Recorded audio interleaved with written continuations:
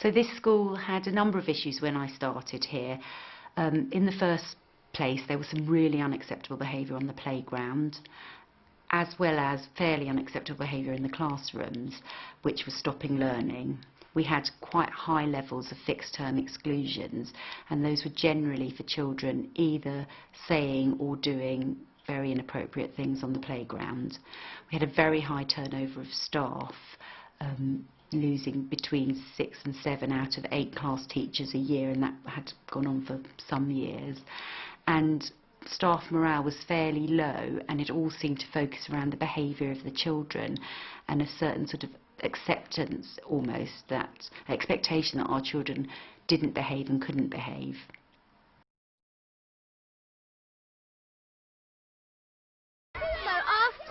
Actually, we should do the thriller 4 times. Yeah, so 1, 2, 3, 4. Then stumble. And then what can we do? Jazz hands. Out of street dance. Yeah. But I can't do jazz hands.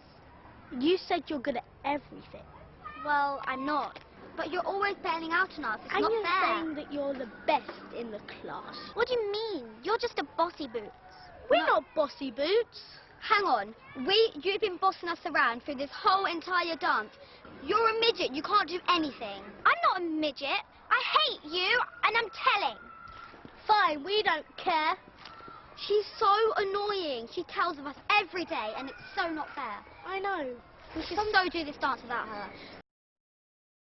We definitely use a very simple, on the playground, in the corridor approach to smaller incidents.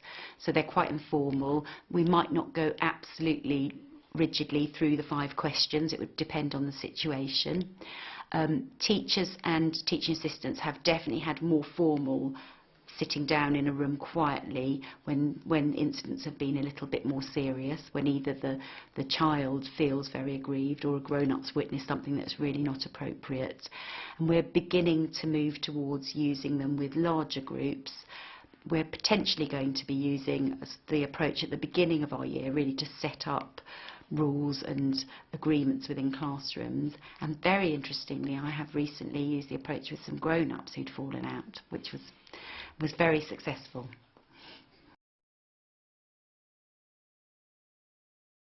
All right then, girls. Well, we need to sort this out, don't we? Yeah. Bethany's come to me and she's really very upset and something's gone on the playground. I want to get to the bottom of it, yeah?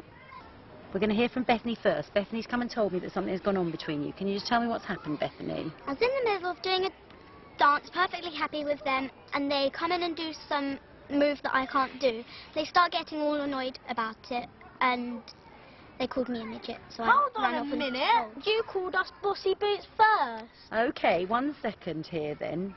Sounds like there's something going on here, isn't there? I haven't quite got to the bottom. We've had your story. How about you, Faith? Well, we was doing a dance, and then we came up with a move from street dance that Bethany couldn't do. And then we got all frustrated about it, and she called us a bossy boots because she's always bailing out on us, and then we got a bit upset and I called her a midget. Okay, so Bethany, we haven't quite got the order of events right in your story, have we? Because it sounds like, tell me if I'm wrong, but you were quite upset about not being able to do the move, and you actually called them a name first, is that right? Yeah. And then they called you a midget. Yeah. Having said that, I can see why Bethany is really upset. How were you feeling when they said that to you?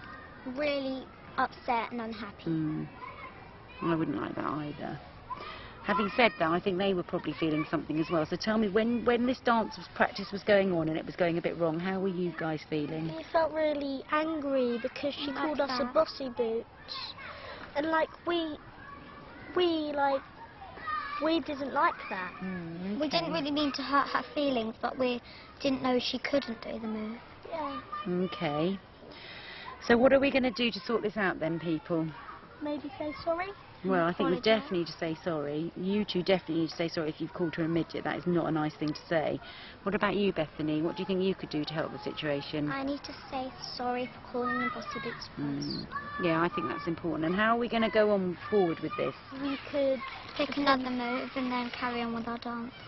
And do you think that would be okay, Bethany? Do you think you could do that? Yeah. Yeah? Okay, then I think we can go back to class then. Well done, girls. Thank you. Okay then, girls. Feel a bit better? Yeah. Off you go back to class then. Thank you. Restorative approach has really made a difference to our school. There's some soft evidence. It feels like a happier place. Children seem to come to adults if there is a conflict to be resolved more happily, and certainly seem at the end of the approach to be happier with the outcomes, including a sanction if that's required. But we've certainly got some hard evidence as well. So we've had no fixed term exclusions in the last 2 terms. This was a school that had between 4 and 5, even 6 fixed term exclusions a term. So that is a real improvement for us.